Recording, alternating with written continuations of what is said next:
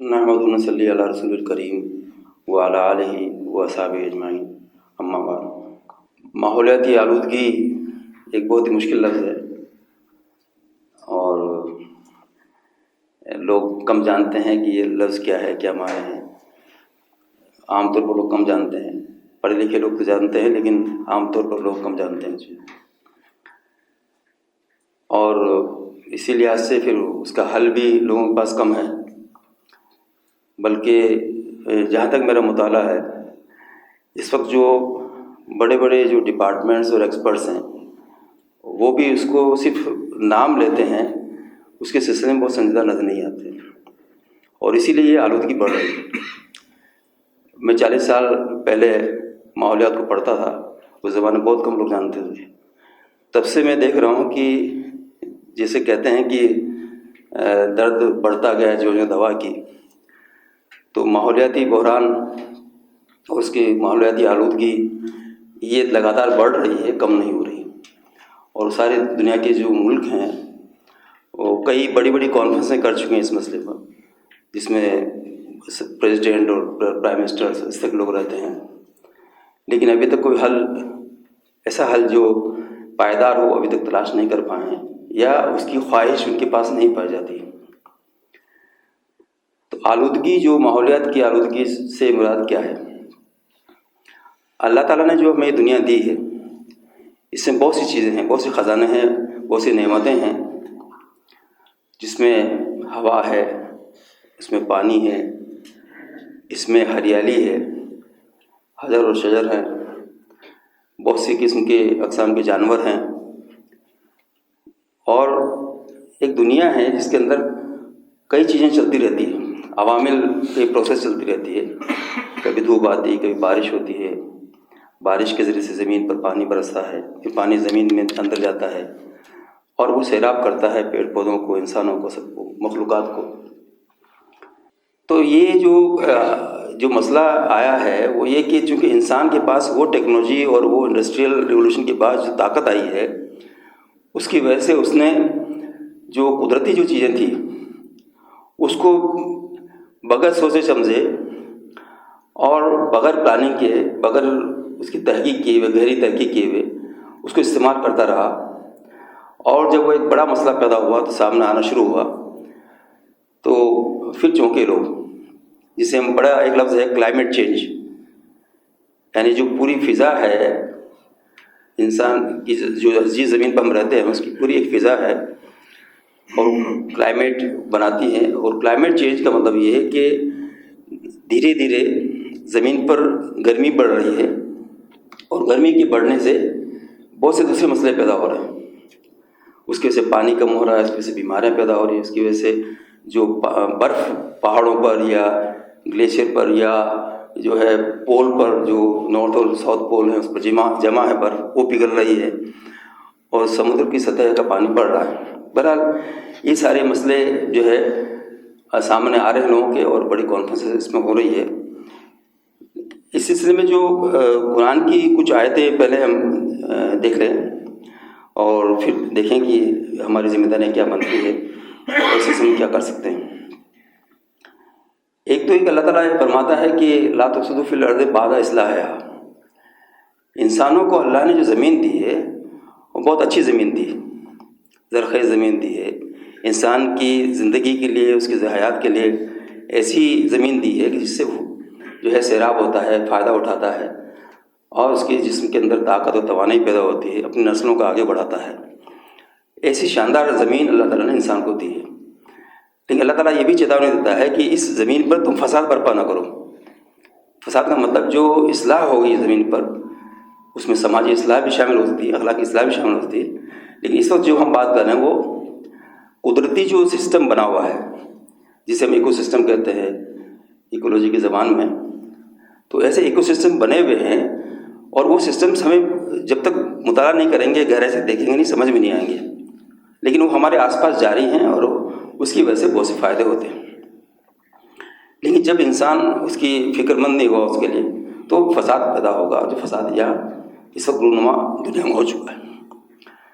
सूरह रूम के अंदर जो एक पेशनगोई की गई थी कि ज़हरल फसाद फिल बर्रि वल बहर बिमा कसबत ऐदीन नास लियुज़ीक़हुम बाज़ल्लज़ी अमिलू लअल्लहुम तुरजऊन।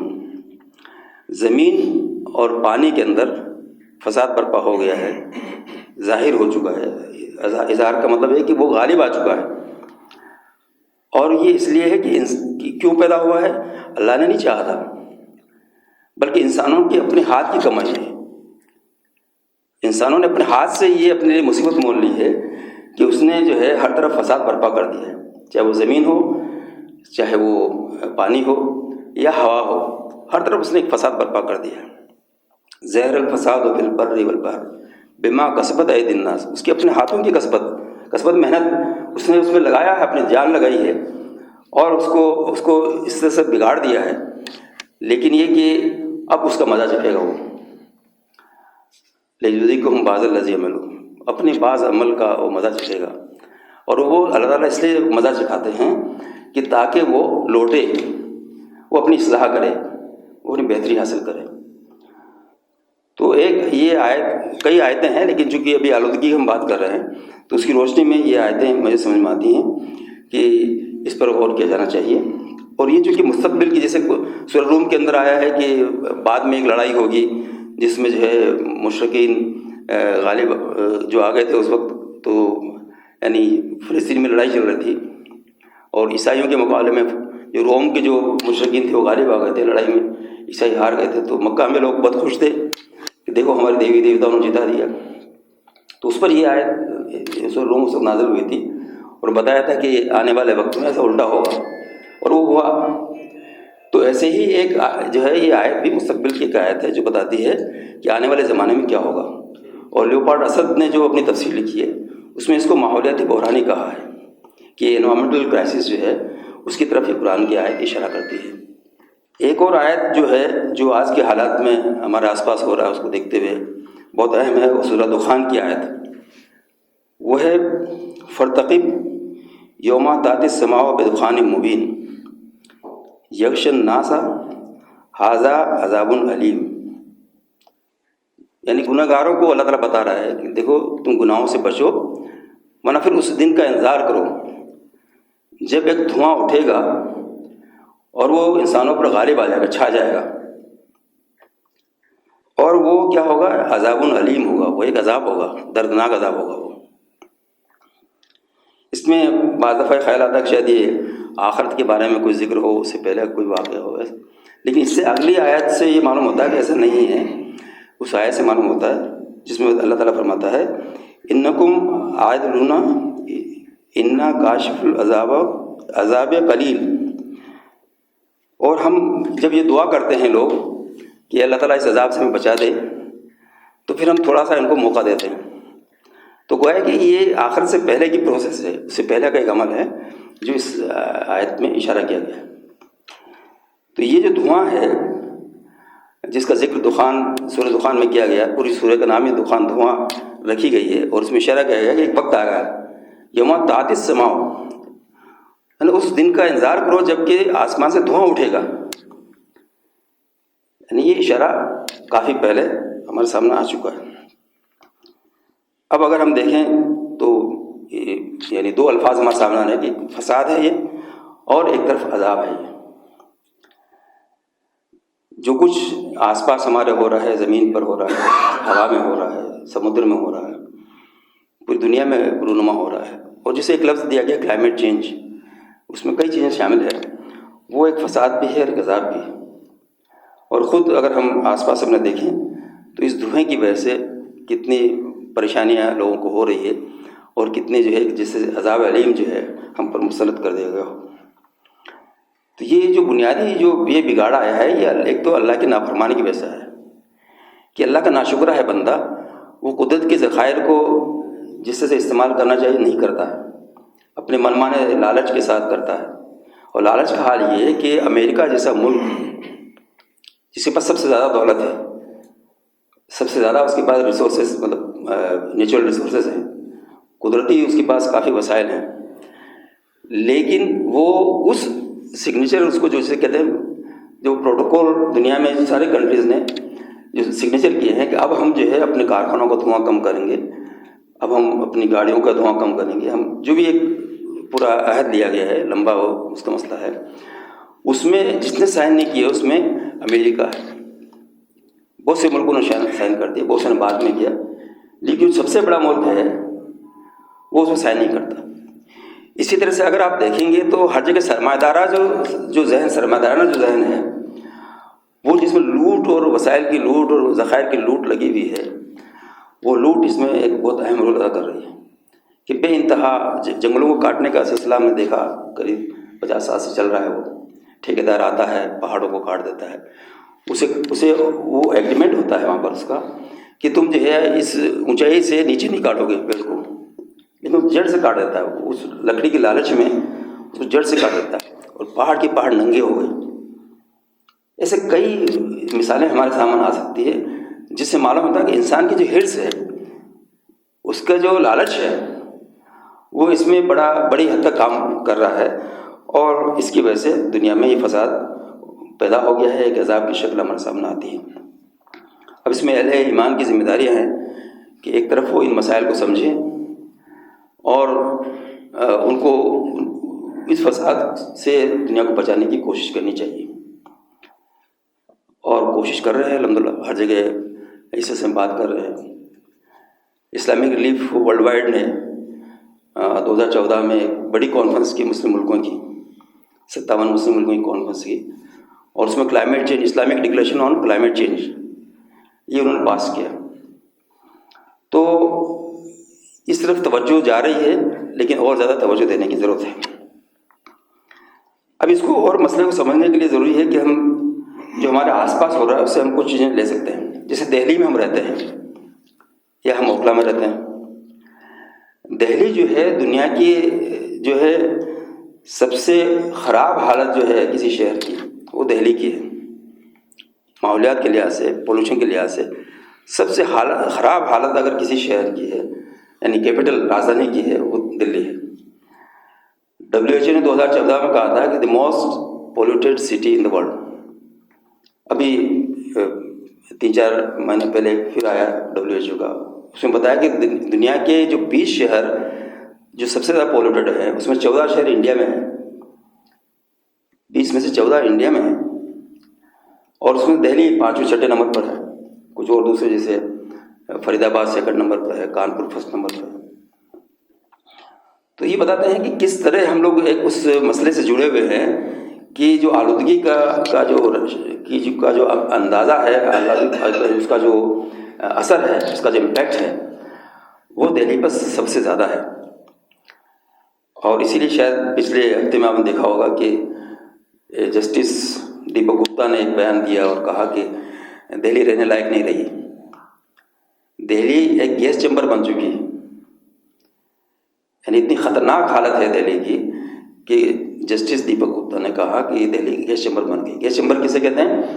यानी एक ऐसे कमरे में बंद कर दिया जाए लोगों को और उसमें गैस छोड़ी जाए जिससे लोग मर जाएं। यानी हिटलर ने अपने मुखालिफिन को मारने के लिए, यहूदियों को मारने के लिए गैस चैम्बर शुरू किए थे कि वहाँ पर लाते थे लोगों को, गैस छोड़ते थे, लोग मर जाते थे। तो ये गैस चैम्बर जो है एक लफ्ज़ है, टेक्निकल लफ्ज़ है, जिसके माने ये है कि आप किसी जगह पर इतनी गैस छोड़ दीजिए कि लोग मरने पर मजबूर हो जाएं या कमज़ोर हो जाएं। तो दीपक गुप्ता ने इसी लफ्ज़ को इस्तेमाल किया एक हफ्ते पहले। 19 तारीख को गालिबन उनका स्टेटमेंट आया था कि दिल्ली एक गैस चैम्बर बन चुकी। कूड़ा जो दिल्ली का है, कूड़े के मैनेजमेंट में सुप्रीम कोर्ट लगा हुआ है, सेंट्रल गवर्नमेंट लगी हुई है, दिल्ली सरकार लगी हुई है, MCD लगी हुई है, माहौलियात के एक्सपर्ट्स लगे हुए हैं, जनता लगी हुई है, लेकिन कूड़े का कोई निज़ाम बन नहीं पा रहा। कूड़ा इतनी बड़ी मुसीबत बन चुका है कि इसका हल नज़र नहीं आ रहा लोगों को कि क्या करें इसका। तो इस बहरान का एक नतीजा है कि कूड़े के सिलसिले में हमने कोई मनसूबा प्लानिंग नहीं की कि इसका कैसे आगे जाकर निपटान होगा, और उसी वजह से कूड़े के सिलसिले में पिछले कई सालों से, 3-4 सालों से सुप्रीम कोर्ट लगा हुआ है, उसने कमेटी बनाई है कि भाई इसके लिए कुछ करो। यहाँ तक उसने ये कहा कि तुम जो है LG के अगर कूड़ा नहीं सफाई नहीं होती कहीं की, तो LG के मकान पर जाकर डाल दो, लेफ्टिनेंट गवर्नर के मकान पर जाकर डाल दो कूड़े को।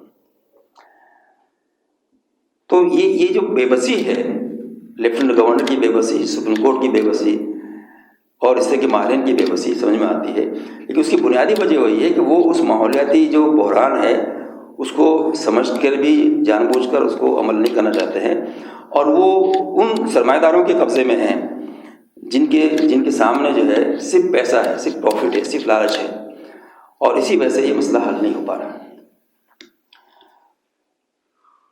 कूड़े पर सब हम लोग फिर आएंगे। तो ये जो दिल्ली में जो माहौल बना है, इसकी वजूहत क्या है, इसको थोड़ा समझा जाए। इसमें पहले तो ये कि दिल्ली में जो पोल्यूशन की जो वजह है, धुआं जो पैदा हो रहा है, उसकी वजह जो है उसमें एक तो गाड़ियाँ हैं।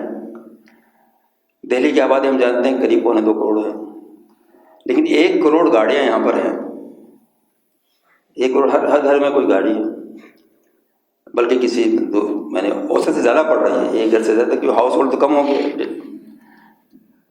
तो 50 लाख घरों में 1.5 करोड़ गाड़ियाँ हैं, और इसमें से हर साल 5-6 लाख गाड़ियाँ बढ़ जाती हैं।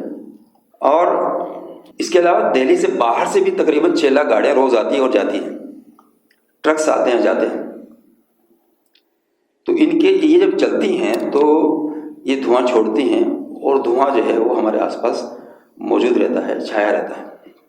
इसके अलावा तामीरात जो है दिल्ली के अंदर चलती रहती है। हमारे इलाके में तो हर वक्त सदाबहार है, कभी तामीर रुकती नहीं है। पड़ोस में गली में, हर गली में देखेंगे कोई ना कोई तामीर चलती रहती है। तो तामीरात की वजह से जो है धूल, और फिर वो धूल का जो असर है वो उड़ती है। फिर जो गाड़ियाँ उनको रेत को या किसी चीज़ को लाती हैं, उसको ढक के नहीं लाती हैं, तो सड़क पर वो उड़ती जाती है। तो सड़कों पर आप देखें कितनी धूल जमा है। कुछ पॉश कॉलोनी में शायद सफ़ा करते होंगे रोज़, लेकिन दिल्ली की बड़ी आबादी ऐसी है जहाँ पर सड़कें धूल से सनी हुई हैं और उनकी कोई सफाई नहीं होती। और सफाई नहीं होने की वजह से वो धूल जो है, जब गाड़ियाँ चलती हैं उनके ऊपर, वो गाड़ियाँ उस धूल को हवा में ले जाती है, फिर वो हवा से जो है हमारे फेफड़ों में और उसमें जाती है, और फिर हम उसको जो है भुगतते रहते हैं। तामीरात के अलावा फैक्ट्रियाँ, दिल्ली में बहुत सारी फैक्ट्रियाँ हैं जो धुआं छोड़ती हैं। इन फैक्ट्रियों की वजह से भी जो है काफ़ी हद तक जो है नुकसानदेह धुआं आसपास होता है। कुछ इंडस्ट्री एरियाज बनाए गए हैं हमारे आसपास, जैसे ओखला फेज़ 1, 2, 3, ओखला एस्टेट है। इसी तरह से और भी इलाकों में ये फैक्ट्रियाँ मौजूद हैं, वज़ीराबाद है, आनंद पर्वत है, ऐसे कई इलाके हैं दिल्ली के अंदर जहाँ पर फैक्ट्रियाँ काम कर रही है, और उनसे जो है धुआं निकलता रहता है। धुआं है या और भी चीज़ें जो वहाँ से निकलती है, पानी में जाने वाली, वो सब निकलते रहती है। और बड़ा मसला फिर कूड़े का है। कूड़ा, और जब सीज़न आता है तो हरियाणा के लोग, पंजाब के लोग जब उनका गेहूँ काट लेते हैं, तो जो बारली होती है, डंठल जो होता है, उसका ऊपर का हिस्सा होता है, गेहूँ निकाल लिया, काट लिया उन्होंने, बाकी हिस्से को जला देते हैं।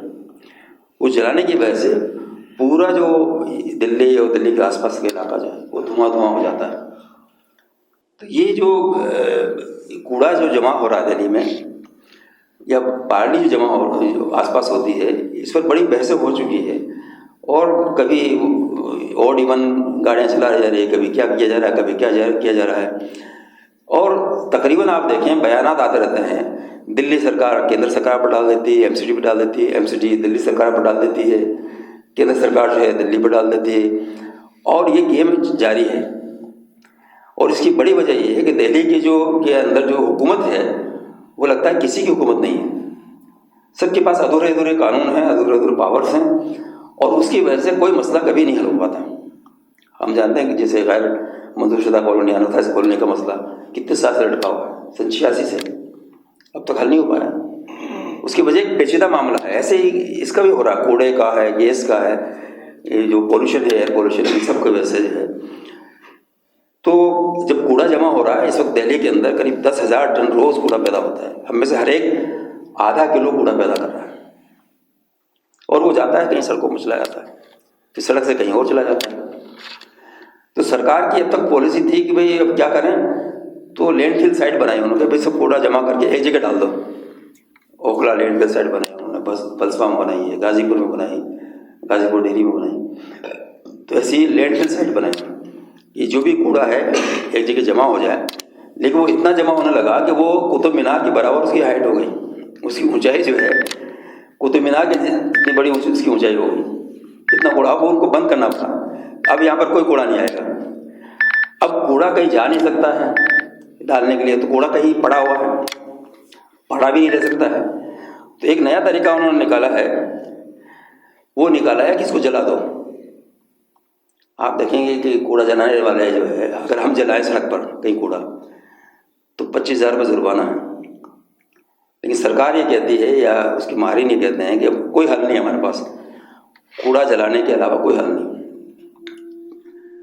मेहरा जो case Mehra Delhi pollution control committee के मेंबर सेक्रेटरी थे, उनका बयान मौजूद है, जब सारी MCD एक्ट थी तो उनका बयान मौजूद है कि हम दिल्ली वालों को सलीका नहीं सिखा सकते, अब कोई हल नहीं है कूड़ा जलाने के अलावा।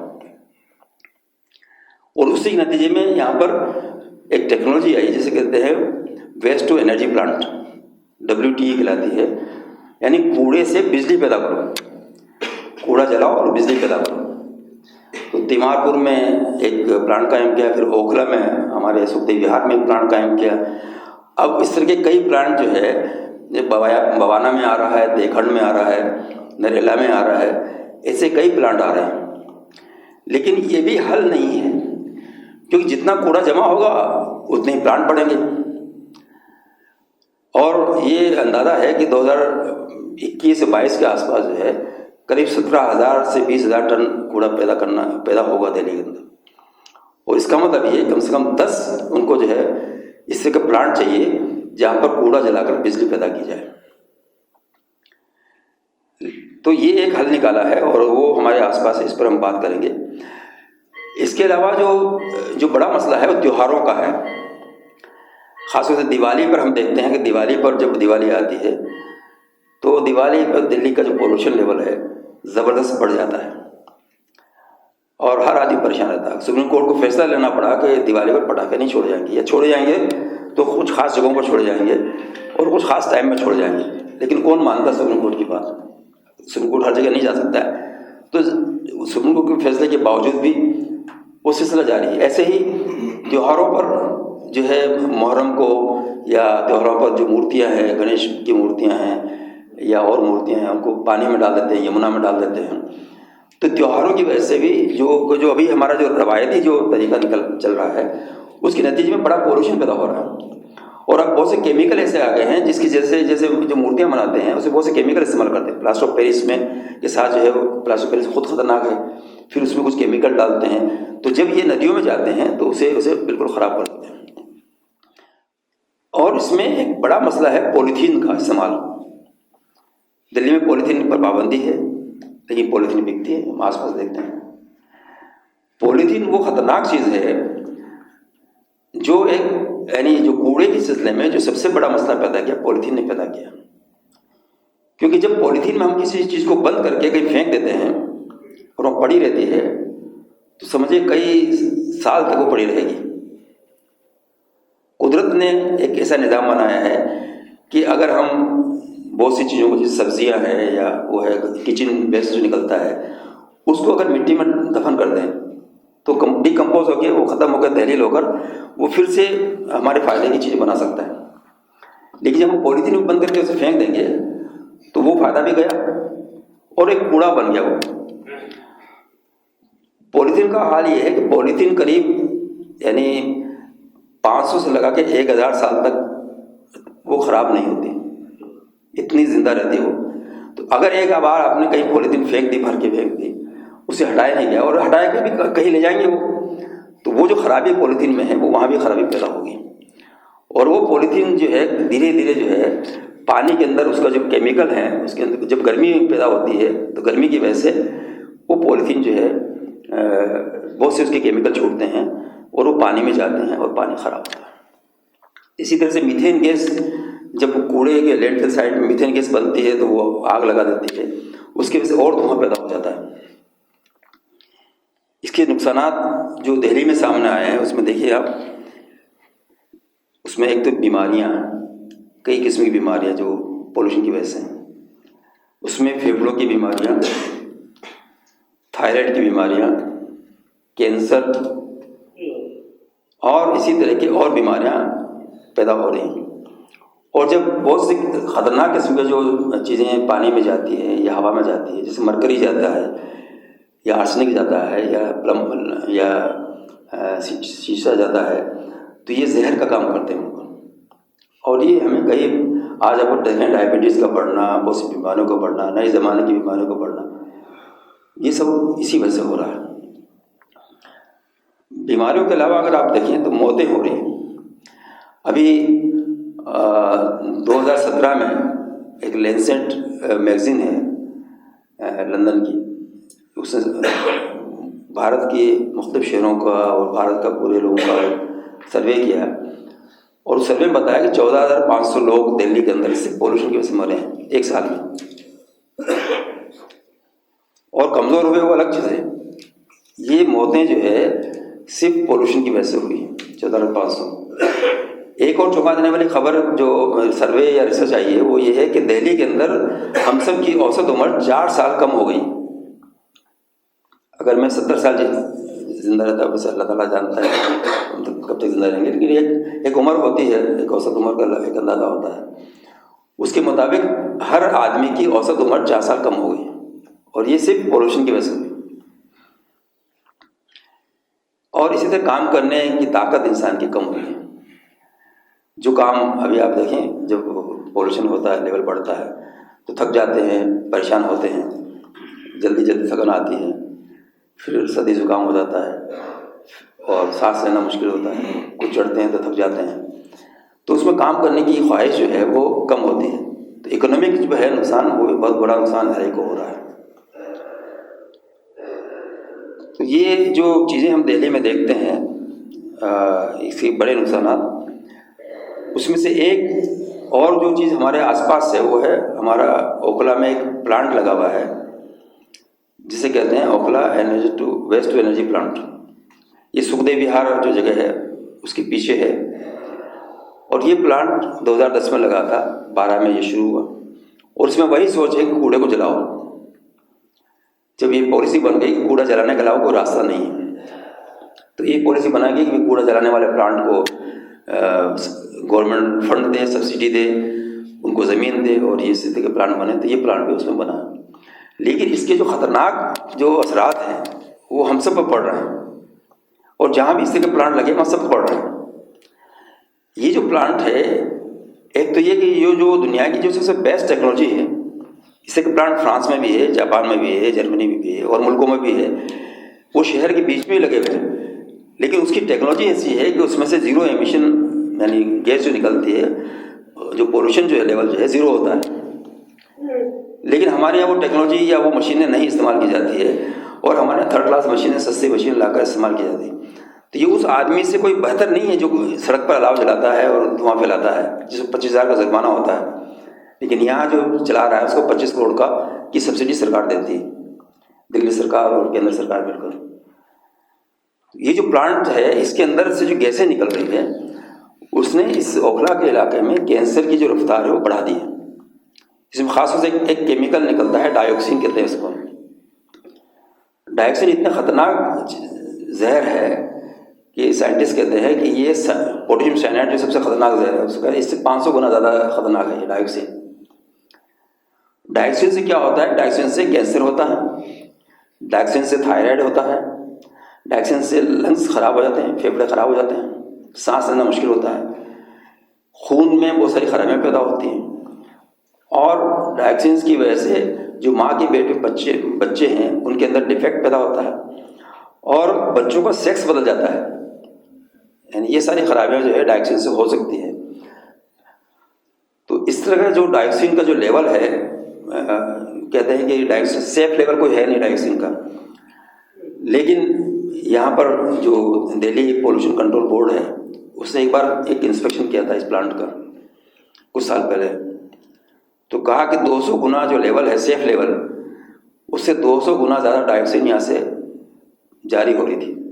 जब वो गए थे वहाँ टीम गई, कुछ उसने कहा कि ये हुआ था, ये हुआ था, ये हमारी टेक ख़राब हो गया था, ये मशीन ख़राब हो गई, हम ठीक कर देंगे, ये सब हिले बहाने चलते रहते हैं।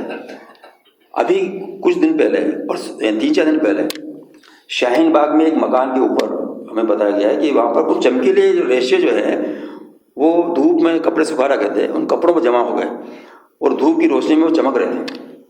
तो अभी उसकी टेस्टिंग ले दिया है, लेकिन मुझे लगता है, मैंने जो तहकीक की है, मैंने उनको बताया कि ये मरकरी के भाग जब वापस जमा होती है, डिपोजिशन जो हो चुका होता है, पारा जब उसको जलाते हैं 800-850 डिग्री सेंटीग्रेड पर उसको जलाते हैं, हर चीज़ जल जाती है, लोहा लकड़ हर चीज़, उसकी मिट्टी और हर चीज़ जलती है इसमें।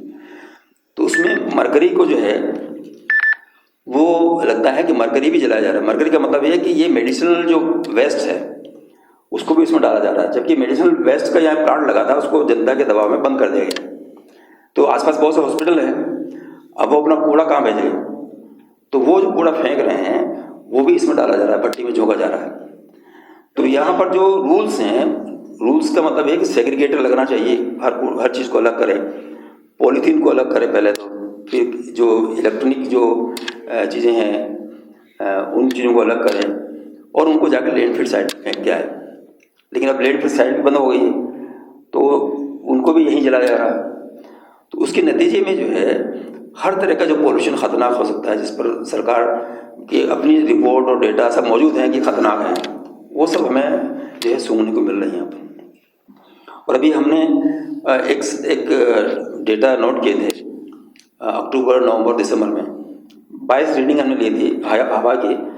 एक है AQI यानी एयर क्वालिटी इंडेक्स, सरकार का एक सफ़ीर करके एक प्रोग्राम है, ऐप है, उस पर आप देख सकते हैं। एक इंटरनेशनल जो है वो ब्रिजोमीटर है, उस पर देख सकते हैं आप। तो उस पर हमने देखा तो मालूम है कि 22 रीडिंग में जो एवरेज दिल्ली का जो पोल्यूशन लेवल है वो 296 था, जबकि ओखला का जो लेवल है यानी जो शाहीन बाग अबुल फजल निकलेगा जो इलाका है, इसका लेवल जो है 348 था, यानी करीब 52 पॉइंट ज़्यादा था। और ये रोज़ का मामला है, क्योंकि इस प्लांट से जो धुआं निकलता है वो हवाएं चलती है, साउथ ईस्ट चलती है, उस प्लांट से जाती है हवाएं, वो हमें फेजियाब करती हुई चली जाती है। तो बदरपुर उससे बचा हुआ है, खुद सुखदेव विहार में थोड़ा असर होता है, लेकिन हाजी कॉलोनी और ओखला विहार और गफ्फार मंजिल और उसके बाद जो है जसोला की पॉकेट सारी उस शाहीन बाग अबुल फजल निकले, यहाँ उसका ज़्यादा असर होता है। और ये रोज़ का मामला है कि दिल्ली से आमतौर पर यहाँ का पोल्यूशन लेवल हमेशा ज़्यादा रहता है, कभी कभी शायद नाज़िर कम हो जाता है, बारिश हो गई तो कम हो गया, लेकिन आमतौर पर जो है यहाँ का पोल्यूशन लेवल ज़्यादा है। और राव साहब एक वहाँ है सुखदेव विहार में RW के जिम्मेदार हैं, वो कह रहे हैं भाई ये प्लांट यहाँ से लगाएंगे, मुसलमान रहते हैं, मुसलमान बड़ी तादाद में रहते हैं, सुखदेव विहार में भी बड़ी तादाद में पहुँच गए, फ्रेंड्स को नहीं पहुँच गए, सरदा विहार में पहुँच गए, जसोला पॉकेट्स में पहुँच गए। तो लगता है कि सरकार कुछ ऐसा उसका है कि भाई यहाँ डंप यार्ड बना दो, ये क्या आवाज़ उठाएंगे, कोई आवाज़ उठाएगा तो हम उसको देख लेंगे, उसको मना लेंगे किसी तरह से। आज अगर अभी जो है 16 जनवरी को एक जन सुनवाई थी यहाँ पर, उस जन सुनवाई में इस प्लांट को 16 मेगावाट से 40 मेगावाट करने का ऐलान किया गया था और कहा था कि किसी को एतराज़ हो तो यहाँ आए। बहरहाल जनता पहुँची, उन्होंने उस जन सुनवाई को कैंसिल कराया, लेकिन वो कभी भी हो सकती है। जन सुनवाई का मतलब ये है कि जन सुनवाई होने के बाद वो उस प्लांट को ये मंजूरी दे सकते हैं, ठीक है आप 40 मेगावाट का बनाइए। और अभी इस जो MCD है उसके मेयर का बयान था कि बहुत जल्दी हम जो है ओखला के अंदर अपना कूड़ा जो है भेजना शुरू कर देंगे जलाने के लिए। तो वो है कि साउथ दिल्ली का कूड़ा आ रहा है, उसके बाद राष्ट्रपति भवन का कूड़ा यहाँ आ रहा है, नई दिल्ली MCD का कूड़ा यहाँ आ रहा है, अब इस दिल्ली का कूड़ा भी यहाँ आएगा। और ओखला का कूड़ा वहीं का वहीं है, उसको कोई उठाना है, उसका कोई माँ बाप नहीं है, कोई उठाने वाला नहीं है उसको।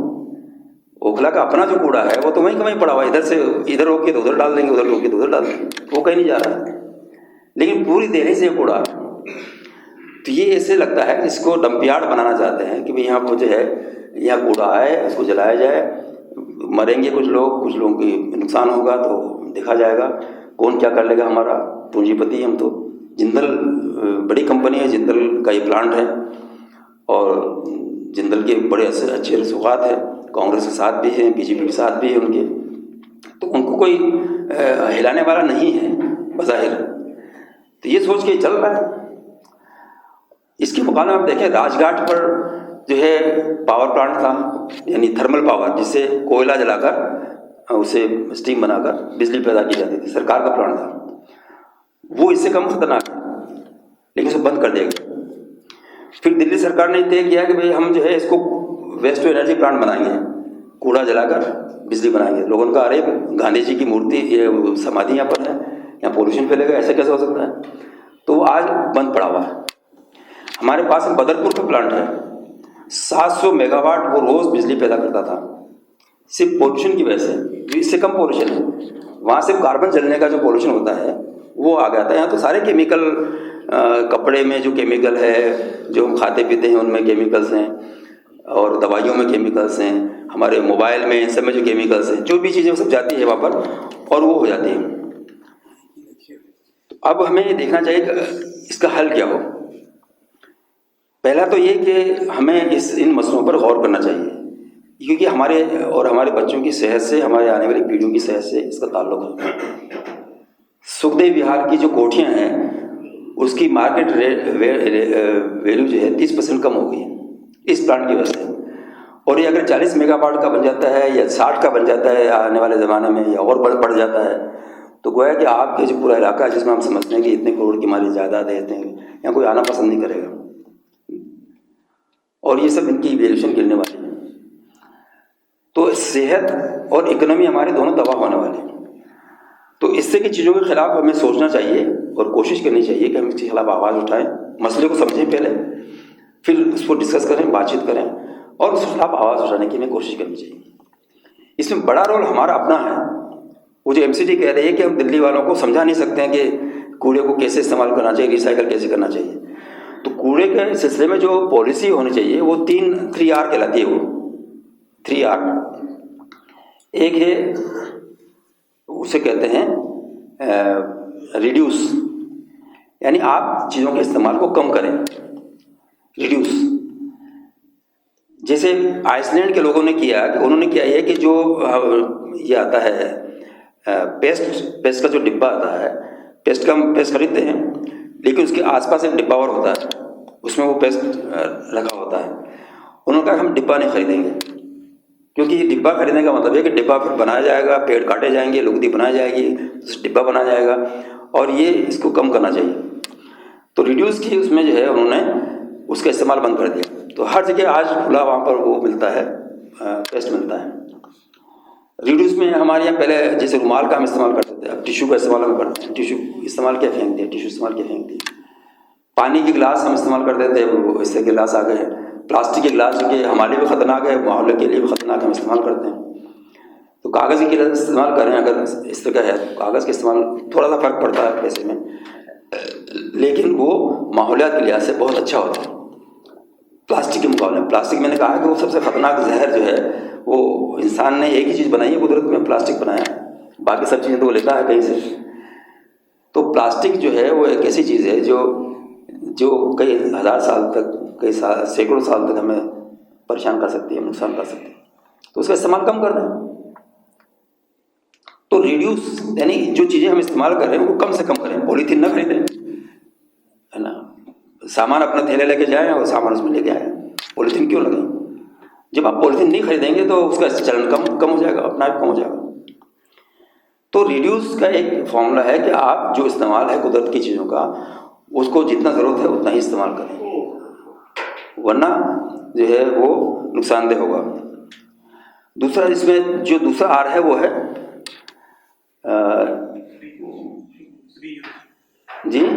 रीयूज़, यानी रिड्यूस और रीयूज़, यानी चीज़ों को दोबारा इस्तेमाल करें। हम फैशन में नई चीज़ें खरीद लाते हैं, जबकि पुरानी चीज़ काम आ रही होती है। नया मोबाइल आ गया है, मालूम है कि उसमें लगे हुए हैं कि नया मोबाइल कौन सा आया है, उसमें क्या खूबी है। हर चीज़ नई चाहिए हमें, नई लेटेस्ट टेक्नोलॉजी हमें चाहिए, पुरानी टेक्नोलॉजी को छोड़ते हैं। कारें नहीं चाहिए। हर चीज़ हम जो इस्तेमाल करते हैं उसमें हमारा एटीट्यूड ये होता है कि भाई कुछ चीज़ नहीं आ जाए, तो ये ख़तरनाक है। हमें जो चीज़ हम कर रहे हैं उसको रीयूज़ करना चाहिए। रीयूज़ में बहुत सी चीज़ें हम सोच सकते हैं। जैसे दिल्ली के अंदर एक साहब ने ये निकाला कि जो लकड़ियाँ स्क्रैप में चली जाती है, फर्नीचर स्क्रैप चला था, उन्होंने उसको जमा करके, घरों से जमा करके स्कूल के लिए बेंचें बनाना शुरू कर दी। और कई 200 स्कूल वो को उन्होंने बेची थी दिल्ली के अंदर। तो ये रीयूज है उसका। जो चीज़ आपने समझा काफ़ी बेकार है, कबाड़ी को दे देते हैं हम लोग, शायद उसका कोई रीयूज हो, कोई उसका इस्तेमाल फिर से हो सकता हो। और फिर रिसाइकल, तीसरा आर जो है वो रिसाइकल का है कि कुदरत के अंदर एक साइकिल मौजूद है और उसको रिसाइकल करने की कोशिश करनी चाहिए। जैसे दिल्ली में जो कूड़ा है, इसका आधा कूड़ा जो है ये रिसाइकलेबल है, यानी ये कीचड़ से निकला वेस्ट है। इसको अगर अलग से जमा किया जाए और इसका कंपोस्ट बनाया जाए या कोई दूसरे इस्तेमाल किया जाए तो आधा कूड़ा तो वैसे ही कम हो जाएगा। 10,000 टन में से 5,000 टन जो कूड़ा है वो रिसाइकल हो सकता है। तो इस तरह की चीज़ें सोचने की ज़रूरत है। और जो एमसीडी के लोग या ऑफिसर्स कहते हैं कि दिल्ली वालों की आदत बदलना मुश्किल है, ये सही नहीं है उनकी। क्योंकि अभी एक सर्वे किया गया था, उसमें पूछा गया था लोगों से प्लास्टिक के बारे में, तो 81% लोगों ने कहा कि नहीं हम प्लास्टिक छोड़ना चाहते हैं। यानी ऐसा नहीं कि ख्वाहिश नहीं पाई जाती है। और दिल्ली को छोड़ दी, दिल्ली तो अपना आप फख्र करती होगी, मुल्क की राजधानी है, लेकिन मुल्क में कम से कम 20 शहर ऐसे हैं, एलेप्पी है, मैसूर है, इंदौर है, राजस्थान में हमारे जो आदिवासी इलाका है वहाँ की म्यूनसिपलिटी है डूंगरपुर की। ऐसे कई म्यूनसिपलिटीज़ हैं जहाँ पर ज़ीरो वेस्ट की पॉलिसी उन्होंने अपना रखी है कि कोई चीज़ वेस्ट नहीं होगी, कोई जलाने की ज़रूरत नहीं है उनको, कि लैंडफिल की ज़रूरत नहीं है। वो ले जाते हैं उनको सेग्रीगेट करते हैं, अलग अलग करते हैं और उनका क्या क्या इस्तेमाल हो सकता है वो इस्तेमाल करते हैं। ज़ीरो वेस्ट की उन्होंने पॉलिसी अख्तियार कर रखी, तो दिल्ली में भी हो सकता है। और इसका चलन हम खुद अपने घर से कर सकते हैं। जैसे दुनिया में जो सबसे बेहतरीन तरीका निकाला गया है वो घरों से चीज़ें अलग अलग हों, इसे कहते हैं 2 बिन सिस्टम। 2 बिन, 2 डिब्बे हों, 2 बाल्टियाँ हों। एक बाल्टी में आप गीला कूड़ा डालें, एक बाल्टी में आप जो है वो सूखा कूड़ा डालें। और ये फिर जाकर जो उठाता है उसके यहाँ भी ऐसा सिस्टम होना चाहिए कि 2 अलग अलग सेक्शन बने हों, एक में एक तरह का कूड़ा है, दूसरे में दूसरे तरह का। आपने देखा होगा हरी बाल्टी या हरा बिन और नीला बिन जो है वो इसी की निशानी है कि ये चलन में आना चाहिए। तो सिंगापुर को आप देखें या जर्मनी में किसी शहर को देखें या दुनिया में कहीं देखें आप जहाँ पर अच्छा है, तो वहाँ पर ये 2 बिन सिस्टम लागू है और ये लागू किया जा सकता है। काश कि हमारी एमसीडीज़ इस पर ध्यान दें, क्योंकि ये बेसिकली एमसीडी के उसमें आता है, लेकिन दिल्ली की एमसीडी का जोर इसी पर है कि यहाँ का कूड़ा जला दिया जाए। अभी उनको समझ में नहीं आ रहा, सारे लाला और पैसे वाले और सारे ऐसे के लोग हैं कि उनको समझ में नहीं आ रहा क्या करें। जला दो, जलाने के लिए ओखला पड़ा हुआ है, तेखंड पड़ा हुआ है, तो सारा इलाका वो इलाका है जहाँ पर वो समझते हैं कि जला दिया जाए इस कूड़े को, पॉल्यूशन होगा तो होगा। तो कोई हल नहीं है वो। और जैसे जैसे कूड़ा बढ़ेगा ऐसे ऐसे ये बढ़ेंगे, प्लांट बढ़ेंगे दिल्ली के अंदर। तो चारों तरफ दिल्ली के अंदर ऐसे प्लांट हो जाएंगे कि जिसकी वजह से सिर्फ गैस चैम्बर दिल्ली, जिसे अभी तो जस्टिस गुप्ता ने कहा है वो कुछ दिनों के लिए बनता है, 3 महीने के लिए बनता है गैस चैम्बर दिल्ली का, लेकिन फिर साल भर जो है ये दिल्ली का गैस चैम्बर रहेगा और यहाँ हमारा जीना मुश्किल हो जाएगा। लेकिन इसके लिए वही है कि हम इन चीज़ों को जानें, इस पर डिबेट करें, बताएं और एमसीडी को मजबूर करें कि ये मुमकिन है। और ख़ुद इंडिया में ऐसे 20 शहर, कई शहर ऐसे हैं जहाँ पर ज़ीरो वेस्ट की पॉलिसी अपनाई नगर पालिकाओं ने और वो कामयाब हैं। ऐसा कोई मुश्किल नहीं है, मतलब इंडियंस को हम समझे कि समझा नहीं पाएंगे, ऐसा नहीं है कुछ भी। हमने यहाँ शाहीन बाग में एक बिल्डिंग में तजर्बा किया, वहाँ पर 2 बिन सिस्टम पर डिबेट शुरू की। उस बिल्डिंग के लोग आज भी 24 फैमिलीज फ्लैट्स हैं उसमें, आज भी उनके घरों में 2 बिन लगे हुए हैं, वो भी उसमें डालते हैं, कूड़े वाला सब मिला देता है बाद में। लेकिन वो आदत बनावे अपनी कि हमें 2 बिन सिस्टम लागू करना है। तो अगर आपको कूड़ा फेंकने के लिए कहीं 2 बिन आगे मौजूद हों जिसमें आप अलग अलग कर सकें, कूड़े वाले को ट्रेनिंग हो कि वो दोनों को अलग ले जा सके, तो फिर जो है ये आसानी है कि बहुत सा कूड़ा जो है, आधा कूड़ा जो है दिल्ली का कम से कम बच सकता है। इससे गाड़ियों का इस्तेमाल जो है हमारे यहाँ कम किया जा सकता है। छोटी छोटी बातों को हम गाड़ी निकाल के घूमते हैं और लेके निकल जाते हैं गाड़ियों को, जहाँ पैदल चल सकते हैं वहाँ भी गाड़ियाँ इस्तेमाल करते हैं। तो गाड़ियाँ जब इस्तेमाल करेंगे तो गाड़ियों का धुआं आपको नुकसान करेगा। ये जो जितना यहाँ पर पार्किंग फंसती है, जितनी पार्किंग फंसती ट्रैफिक फंस जाता है, इस ट्रैफिक नतीजे में जितनी गाड़ियाँ खड़ी है वहाँ पर वो धुआं छोड़ती रहती हैं और आसपास के दुकान वालों और आसपास के घर वालों के लिए जो है वो धीरे धीरे मीठे जहर का और धीमे जहर का काम करती है। तो ट्रैफिक जाम ना हो, दिल्ली तो जामनगर बना हुआ है, हर तरफ जाम नज़र आता है।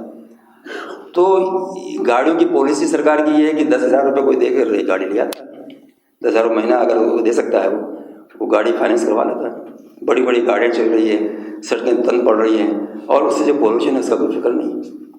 तो बहुत सी ऐसी चीज़ें हैं जो इंसान खुद अगर चाहे, सोसाइटी माशरा चाहे, तो अपने पर काबू रखकर, अपने मिजाज को बदल कर, अपने सोच को बदल कर उस पर काम कर सकता है। और इसके लिए सबसे बेहतर जो तरीका है, बेदारी पैदा हो। माहौलियात के मसले को हम इस्लामी मसला समझें, इसको अपनी इस्लामी जिम्मेदारी समझें, और इसको कम से कम मुस्लिम माशरे में पहुँचाने की कोशिश करें। चाहे पानी का इस्तेमाल हो, चाहे वो गाड़ियों का इस्तेमाल हो, चाहे बिजली का इस्तेमाल हो, या और जो कूड़े का इस्तेमाल हो, इन सब के सिलसिले में हमें बेदारी पैदा करने की ज़रूरत है और लोग बताने की ज़रूरत है। और अपनी बात ख़त्म करता हूँ इस ऐलान के साथ कि कल इंशाअल्लाह ताला ओखला प्लांट के ख़िलाफ़ ओखला के लोग, सऊदी विहार के लोग, न्यू फ्रेंड्स कॉलोनी के लोग, ईश्वर नगर के लोग, जसोलो के लोग, हाजी कॉलोनी, सब के लोग जमा हो रहे हैं और ये एक ह्यूमन चेन बनाएंगे कि भाई हमें ये प्लांट पसंद नहीं है, हमें प्लांट नहीं चाहिए। तो आप लोग भी जो भी शरीक हो सकें कोशिश करें कि इसमें शरीक हों और इस मुहिम का हिस्सा बने और ज़्यादा से ज़्यादा मालूमात हासिल करने की कोशिश करें कि ये आलूदगी का मसला है वो क्या मसला है, क्योंकि हमारी ज़िंदगी से जुड़ा हुआ है, हमारे रोज़मर्रा की ज़िंदगी से जुड़ा हुआ है। रोज़ हम जो गैस ले रहे हैं, यानी करीब 30,000 बार हम रोज़ सांस लेते हैं, और हर सांस में जो ज़र्रात जाते हैं, पॉल्यूशन के ज़र्रात जाते हैं, वो हर सेल में, हमारी हर खलिया में पहुँचते हैं, हमारी बॉडी के हर पार्ट में पहुँचते हैं और वहाँ पर उसको नुकसान करते हैं। जहाँ ऑक्सीजन पहुँचनी चाहिए थी, वहाँ ऑक्सीजन में कार्बन डाइऑक्साइड पहुँच रही है, कार्बन मोनोऑक्साइड पहुँच रही है, सल्फर ऑक्साइड पहुँच रही है, मरकरी पहुँच रहा है, और पता नहीं कितनी कितनी चीज़ें जो निकल रही हैं इधर उधर से, वो सब हमारी बॉडी में जाती है और हमें नुकसान करती है।